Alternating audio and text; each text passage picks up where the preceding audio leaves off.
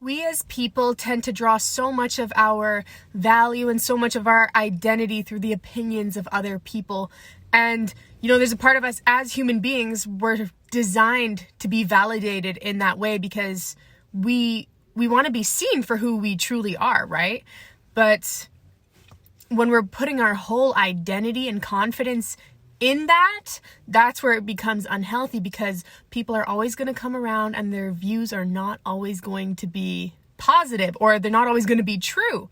And, we tend to try to fit other people's standards and what they expect of us, what makes us qualified to them. We try to meet their expectations, like this, I guess, state of perfection in a way.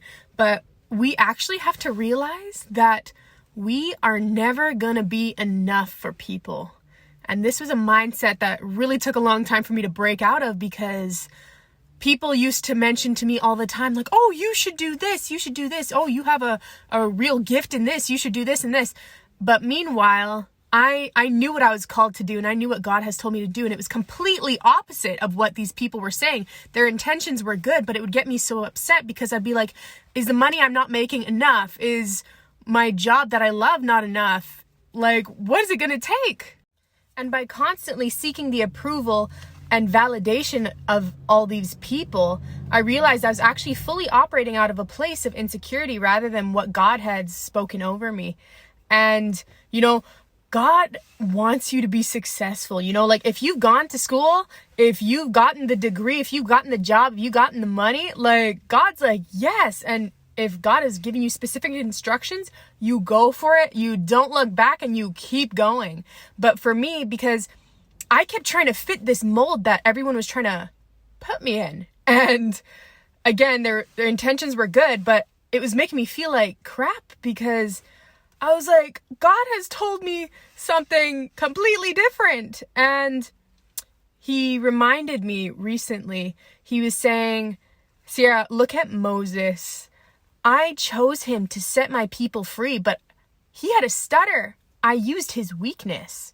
Man looks at the qualifications that you have, but God looks at the opposite. He says, what are you not qualified in? I want to use that, and I'm going to qualify you, right? What God has been teaching me a lot this year, he was saying, Sierra, let me keep reaffirming you with what I've already spoken over you. Let me reaffirm you of your identity, because the validation that you have always sought for can only come from me. And that's actually so powerful, because when people will now say things about me that are good, it just fills me up. It gives me confidence. But when people say something negative, it literally just falls off of me. I might be upset about it. Depends what it is.